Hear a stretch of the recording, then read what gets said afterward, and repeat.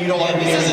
There's enough room for 3 of us. You don't want that. No. You don't want this sandwich. I'm not offensive, but close. It's okay, because we have to do the car ride back. Yeah, we gotta do the car. Yeah, no. Already boned. Yeah. Oh, quick side story, by the way. One of the people working the con, his name is Jesus, and he's our contact here. He's like a Very nice gentleman. Very nice gentleman. Nice. So Carrie's dad, Ian, was he had my badge and was waiting for me in the lobby. I sprinted all the way over here, and then I couldn't get into the door to meet him because I didn't have my badge, and everyone was like, "No, you can't come in, you can't come in." I'm like, "Please, I'm on a panel. The guy in there's right there." And then this dude comes over, he's like, "Sir, I'm your contact. I'm here to help you." And then I actually went, "Oh, thank you, Jesus."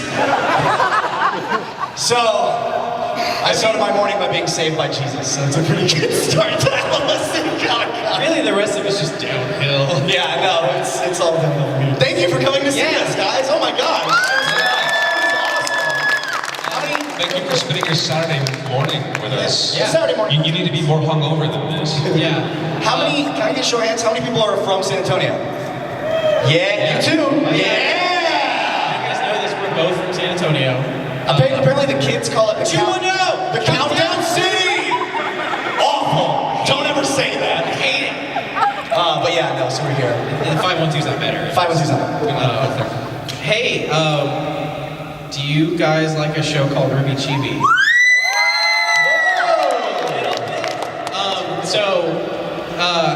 Got one thing for you guys, which is something that came out online an hour ago. And then probably maybe something that's gonna come out in like a week from now, maybe. So if we could play the first one, which is episode 3. Do it. Let the chili flow through you.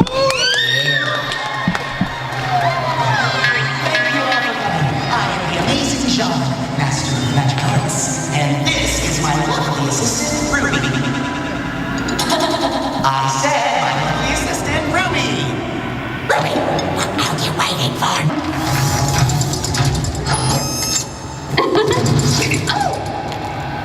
Find a penny, pick it up, and all day long you'll have good luck.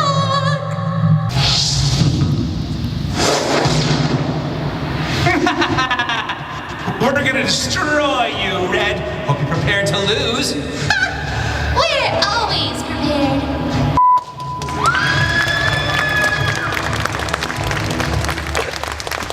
That was the episode that just went online for first members, which if you're not one, it would be really cool if you become one because that was a lot. But then that'll be on public on YouTube the week after, and then on our site for first members the week after will be the episode that we're about to show you guys a sneak peek. Don't put it online. I'm watching for cameras.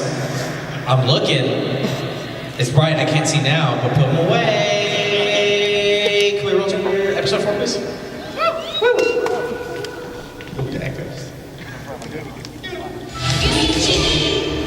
Haha! Trouble before Sheep Magnet 88, mortals! I am unstoppable!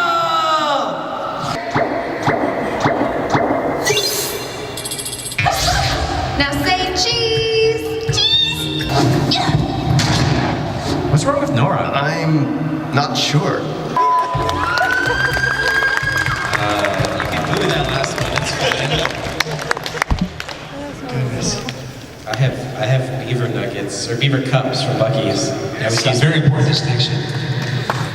The ritual stop at Buc-ee's on the way down. I'd never been to the mega location before, so... Yeah, everybody has to go to Buc-ee's. Yeah. Buc-ee's is where it's at. We know what's up. Y'all know what's up. So, like, now what? Let's talk about Camp Camp. Camp. Camp Season 2, the trailer. Yeah! Have you guys seen the new trailer? Yeah, it comes If you out... haven't watched it on your own because we didn't bring it. Yeah, we didn't bring it. Camp Season 2 is premiering June 9th for Rooster First members. We are unbelievably excited for it. We've got some new characters, some returning old characters. And some more weirdness courtesy of Mr. Shawcross here. Oh, it's the weirdest thing that you've ever written. It's just the most... You know what you did!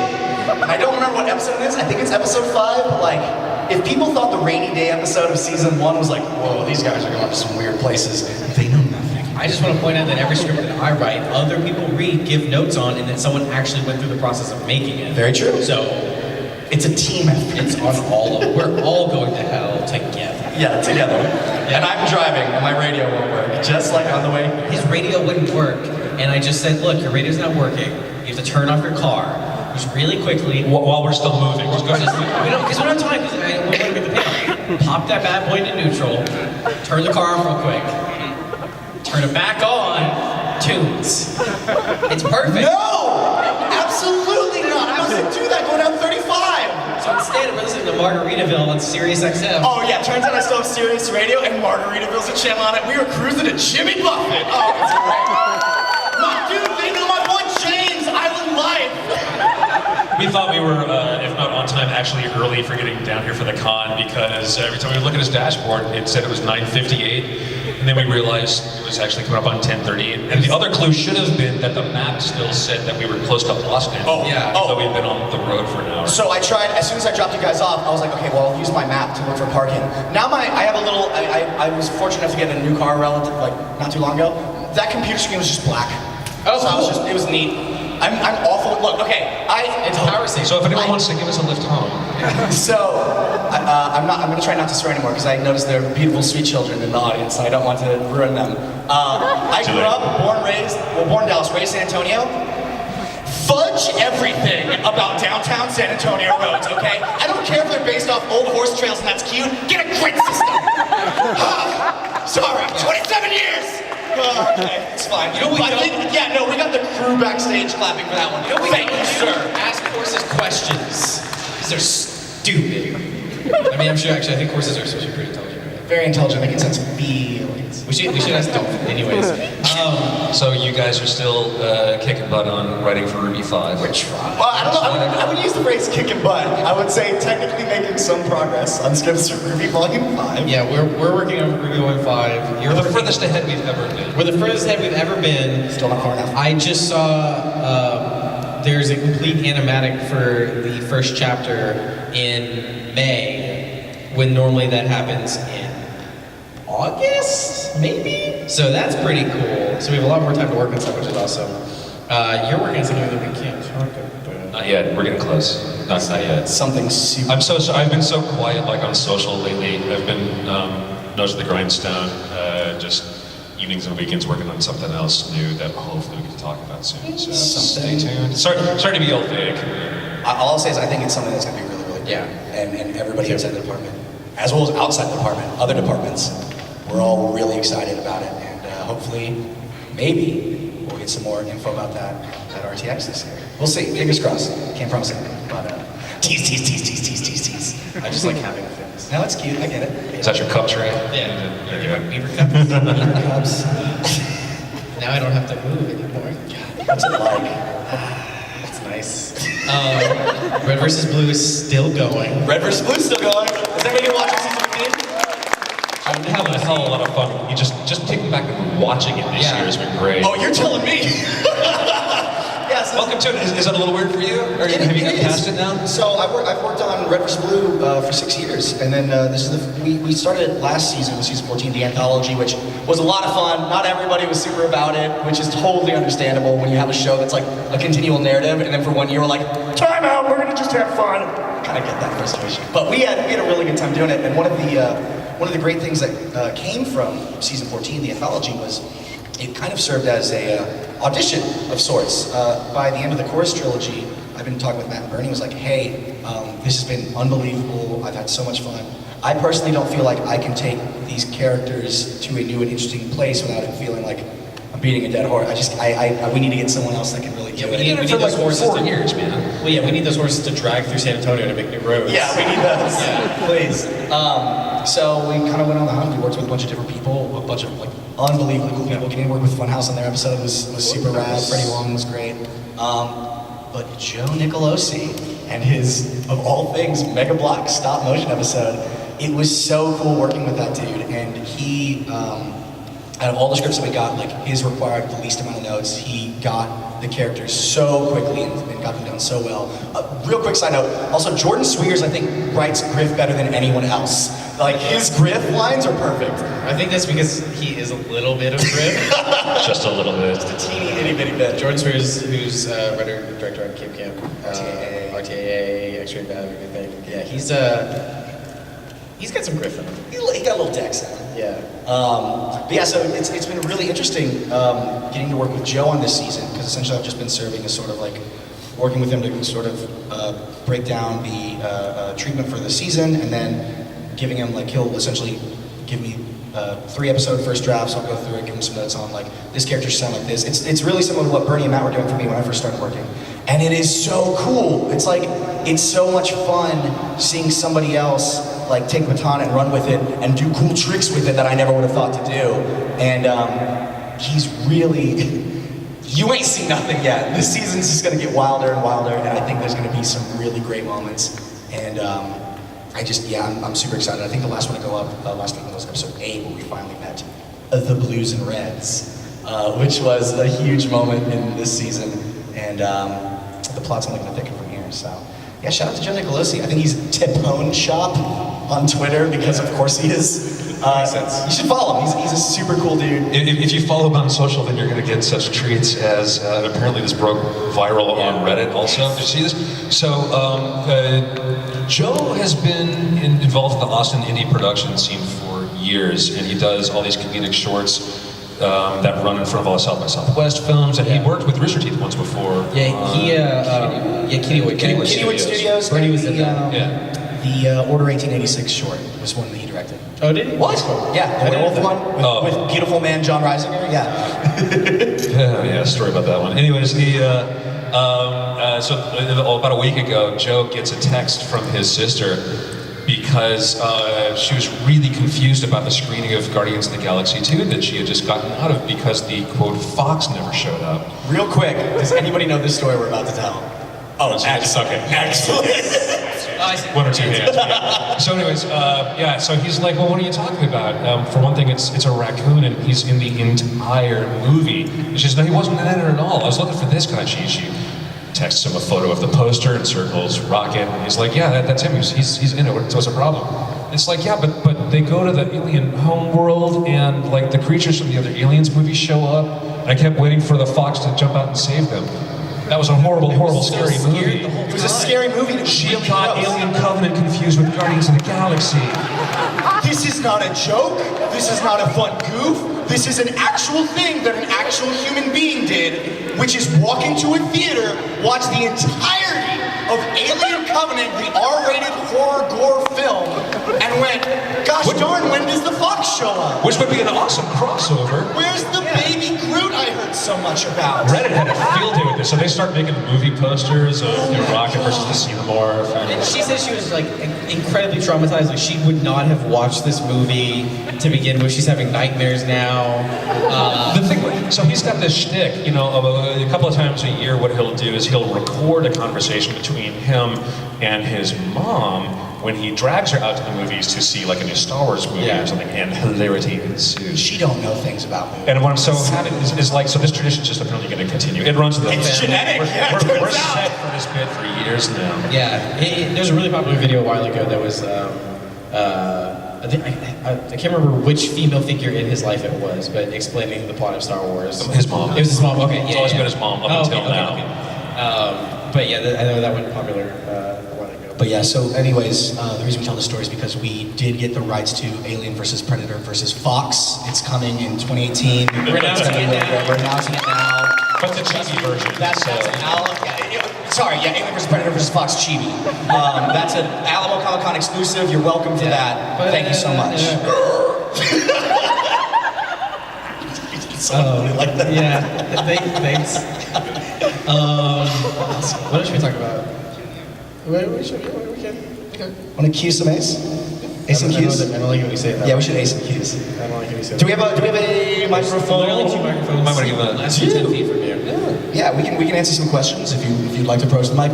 If not, though, we can continue to tell hilarious stories about our coworkers' families. I got a question. Who's gonna go to RTX up in Austin this summer? Anyone gonna come up? Yeah! Awesome! Brilliant.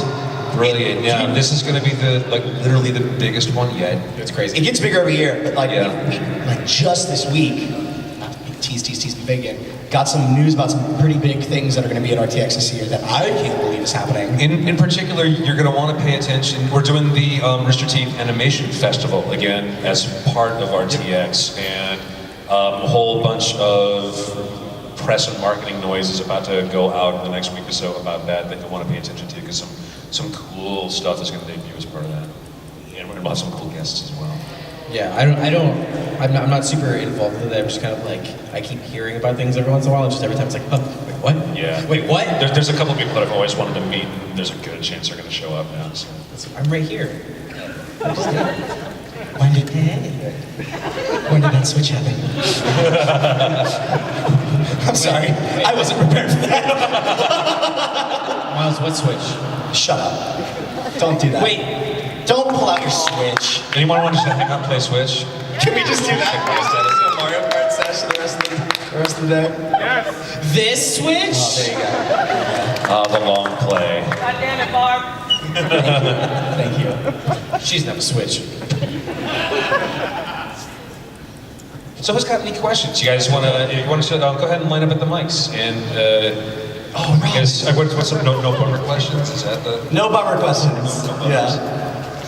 Let's start with Robin. So, in one character for RWBY, what character would you want to die? Oh my God. We've kind of already seen that. Ideally, I wouldn't want any of them to die because they're all sweet children, and I love But them. if you had to. Penny and Pierre.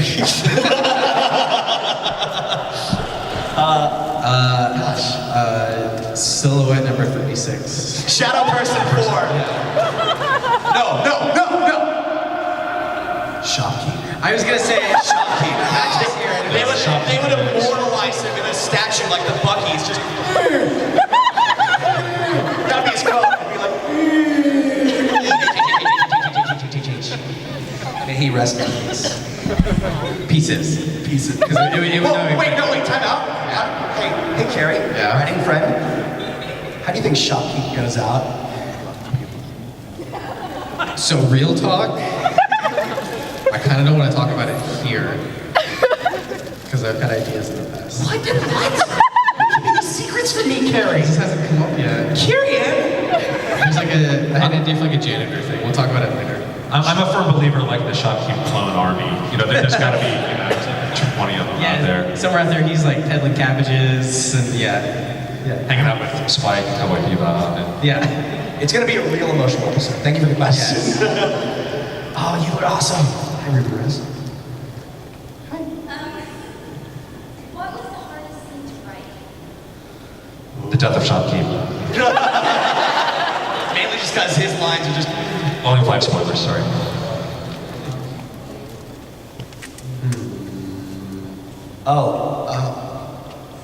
So one of the things that's really difficult with RWBY, as we're still trying to learn how to write a show, we'll get there one day, is handling a lot of these big exposition drops. Typically, the rule for storytelling is you should try and show something and not tell it.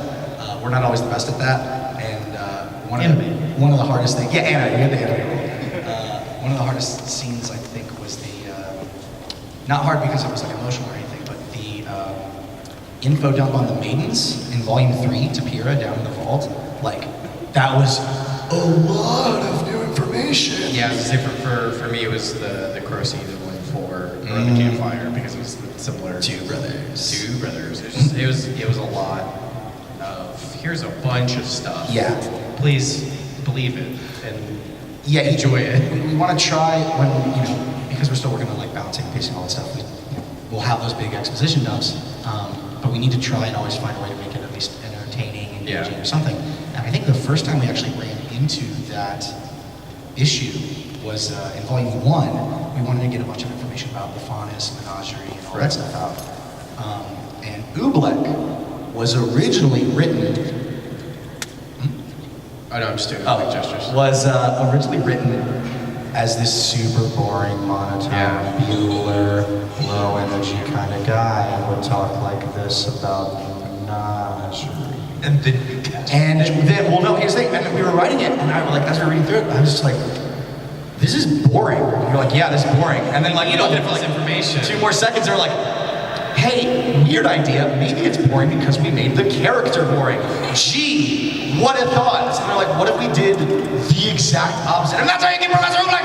Doctor, yes. And then once we knew that was going to be him, we went, well, let's see what Joel's up to. Yeah. Because that should work out pretty well. Great question. Thank you very much. Gosh, that's a good question.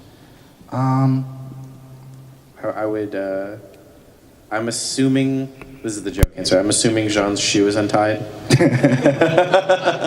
No, he wears Velcro now. He'll never make that mistake again. Sweet Skechers. It's the S. Is that still the catchphrase? Are Skechers still shoes? Yeah, they make scooters now. What? Yeah, I saw Skechers scooter. It was weird. Are they also a shoe? Is it like a No, it's also a giant gun. shoe? Oh, okay. It's just now occurring to me on Chibi, we need to make his trainers light up. He needs to put it He would wear LA Gear light up shoes. They light up the night.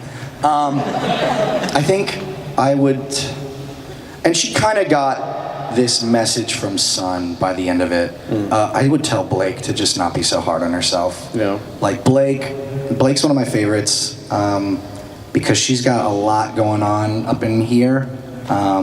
And she tends to try to take on the weight of the world by herself because she kind of views herself as a burden to a lot of people, and because of that does not want to burden other people with her problems, even though her friends are absolutely more than willing to help her, which is one of her biggest issues and one of the things that led her to run off on her own and then go off on her own thing in volume 4. And it makes me sad because like I know people like that in real life that are just like, they don't want to bother other people with their issues, but I think people are stronger when they work together, and I think being able to lean on one another's when you need to is an absolutely appropriate and good thing to do. And I like her a lot, and I just want her to be happy. You have to tie shoes though, right? But also tie your shoes. Yeah. Also look to your left. What's this Chris Angel nonsense? Stop freaking my mind! Yeah, what's up? Yeah, what's up? That was a really good question. You know, I think, not for nothing, I would say that the writing on the show already has some really good takeaways and messages. I mean, it's not like a soapbox, here's your lesson of the day, but I mean, at the end of each season, there is kind of this catharsis, and you kind of get to see what the characters have learned, or I don't know, like with Volume 4 and some other scenes in it, like I would say enjoy the time that you have, I think, has kind of become a theme. It's advice for all the characters and everybody here would be, it's a little cliche, but it's the journey, not the destination. Yeah. And it's who's along with you along the way. And I think that's been kind of manifesting itself a lot for a lot of characters, as well as, you know, working on it, so. Oh, sweet. I'm gonna stick with tie your shoes. Also, I want to find out how you say dragon in sign language. Awesome! Oh, yeah! Dragon, dragon, dragon, dragon, dragon, dragon, dragon. That is being an ass. Thank you so much. I'm sorry. Oh my god! Oh, it's like giving me like an air horn and telling me not to press it. I'm sorry. We need like a translation mute button that just hit for certain people instead. It's called turning off my microphone. It's like, we don't even need. Yeah. Cool. Next question. Hello. Hi, I was wondering what advice you'd give to future animators and writers. Just do it. Yeah, I mean, Tie honestly, your yeah. shoe. Tie those Nikes on. Shut up. how you guys. Yeah, it's really it's no matter what it is. I think just do it is one of the biggest. Like you just got to start. You've just got to start making stuff. And I think one of the other big ones is whatever you're doing, finish it. If you get halfway through, quarter way through, three-quarters through, whatever, and you don't like it, and you know it's going to be bad, and you've already kind of like you feel like you've learned a lesson, and you want to move on to the next thing. Finish what you're starting, because you have to get practice on the entire process.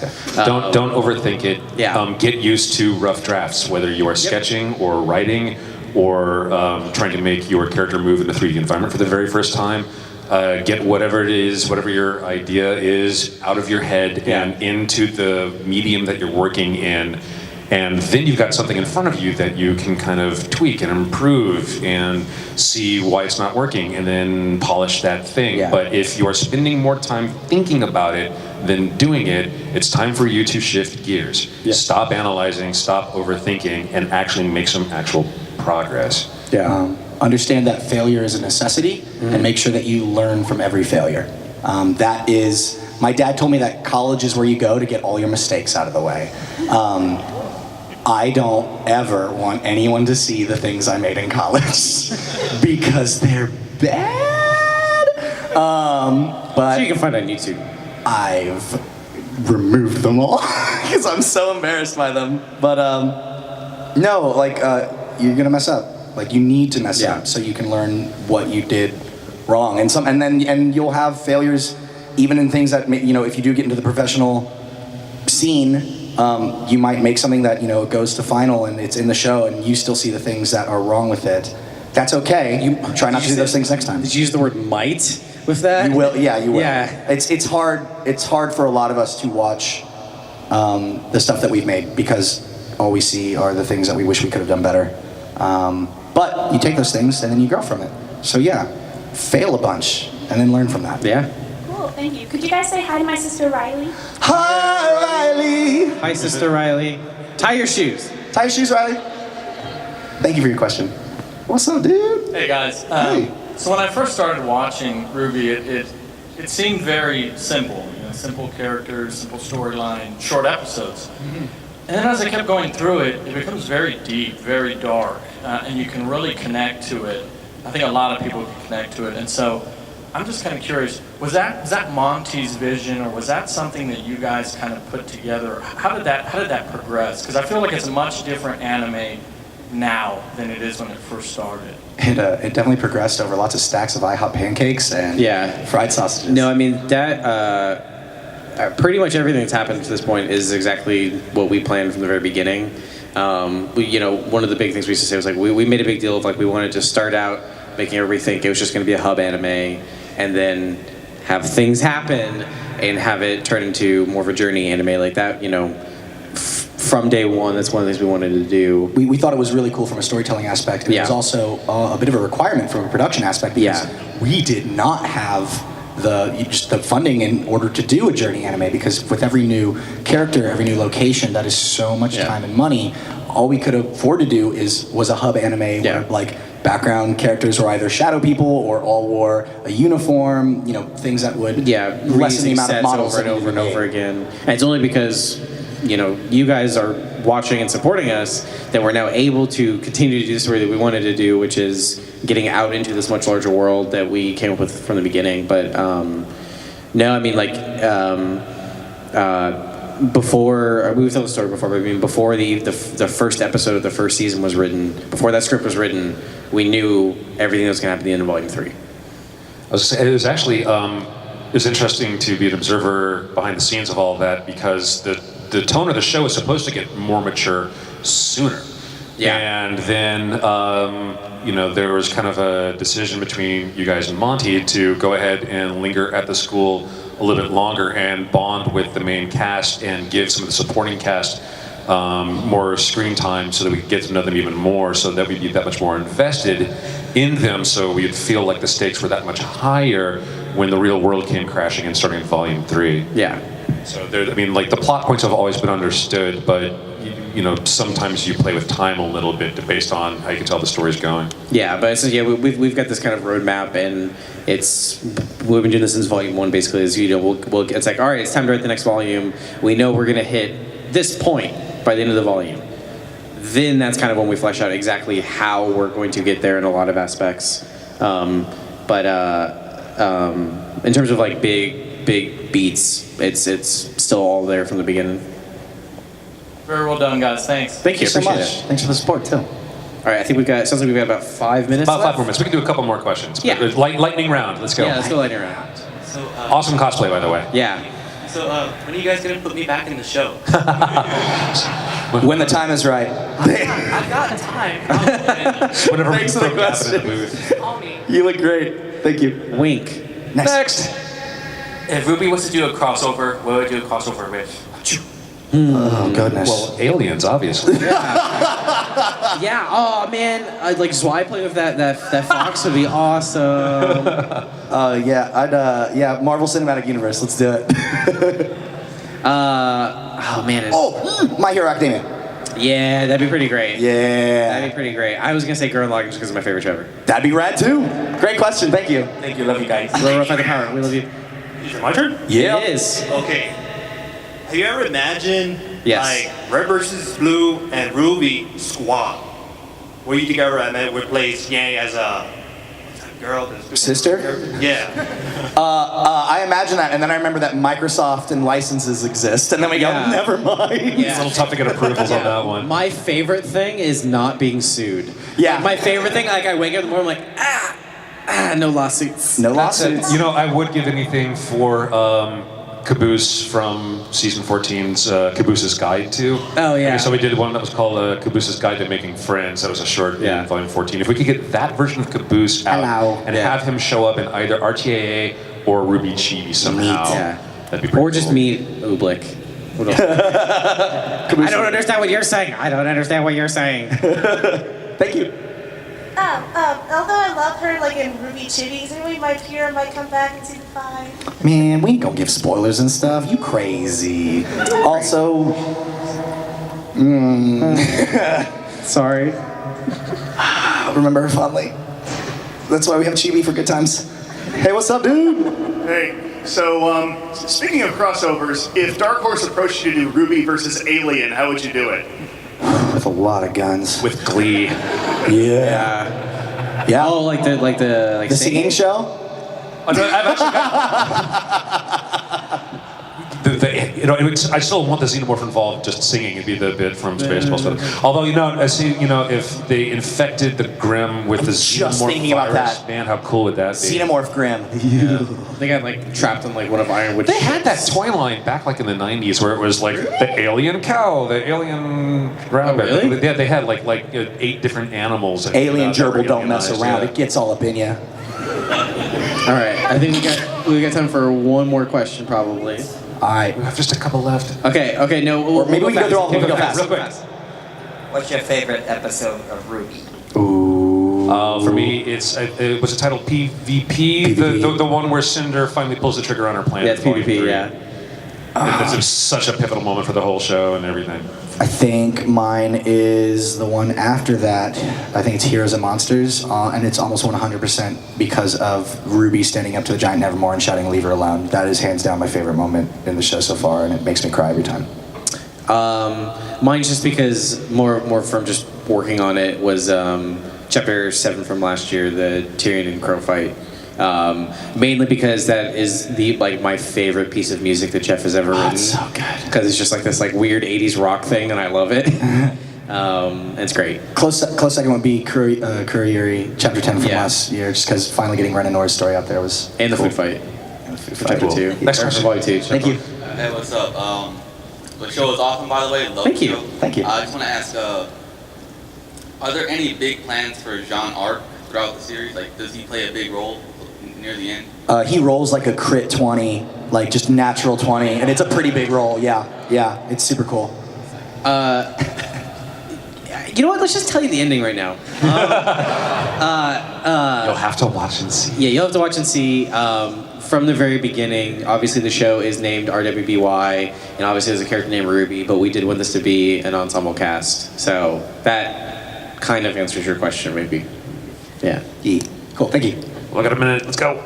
So, Rooster Teeth has gotten the opportunity to move into several different entertainment mediums, conventions, gaming, anime, animation. I was wondering if there's any mediums that you plan on moving into, and maybe some mediums you won't touch, like we won't do news, or we won't do music production, or arms deals. We actually do news. Can you be my hype man forever? Yeah. Hey, Rooster Teeth, it's breaking conventions. We do animation right now, but I was thinking about pitching some animation for adults, like adult animation. There's a word for that. It's called hentai. Never mind. You know what? Never mind. No, It's art. RWBY spin-off coming soon. Oh, let's not do that crossover. RWBY XXX. Snacks. I really don't think there's any. This sounds weird. I really there's anything we won't do. I mean, like if it's interesting to us, I think we would get into it. I mean, at some point we're like, hey, we want to make video games. Oh, hey, cool. Jordan Scott, kid in Canada's making one. Like, cool. Let's talk to him. Let's reach out to him. Like, I don't think there's any topic that we wouldn't or genre that we wouldn't touch at some point. Yeah. I think If it's just about the activity timing is and cool, interest. If the item is cool, if we think that we would all have fun, either watching it together or playing it together, then we'll probably do it. Yeah, thanks for the question. Two more, next. Okay, for $1 million for the next 5 a lot of money. months, Chef Ramsay will be on your ass for everywhere you go. That's like Tuesday at the office. What are you? Like a boil? Like on my ass? Like, yeah. Excuse me, you Jeff got a Ramsay's just behind me the whole time? I do it. Yeah, I do Let's say you overcook something and he tells you, get out of my kitchen. That's fine. That's fine. I like Jeff. I don't get to hang out with him. Wait, so. Jeff Gordon Ramsay? Oh, wait, that's Chef Gordon Ramsay. Oh, Chef Ramsay. Chef Gordon Chef Ramsay is the Ramsay. fastest chef in the world. They both I do it. $1 million, I do it. Yeah, Sure. Thank you. Yeah. All right, last question. Last question. So, Don't mess it up. I read an article on salon.com Okay. talking about RWBY. Dope. So I just wanted to confirm if this is true or not, because, Okay. salon.com. There's a lot of fake news out there. You gotta be careful. Yeah, you gotta be careful. So it said that RWBY's gonna be released in 2017 and it's gonna be binge watching. Is that true or is that false news? I don't know. It's the first time hearing of it, so probably not real. It's 2017, so RWBY 5 is coming out in 2017. RWBY 5 will be out this fall. Yeah. Yeah, we got that. So. Is that actually news? Did we not tell people that? Oh, it's still Surprise, we're continuing this show. We thought about ending it last volume, but they're like, I guess we'll do like one more, see if we catch it. I don't know about the whole binge thing. We binge eat while we're making it, You gotta talk about my cups. Cool. Anything else, gents? I think that's it. Yes, thank you all so much. Thank you so much. Have for a coming out to see fantastic us. Alamo City Comic Con. Have a great weekend. Take care, drink lots of water, and kiss your dad square on the lips.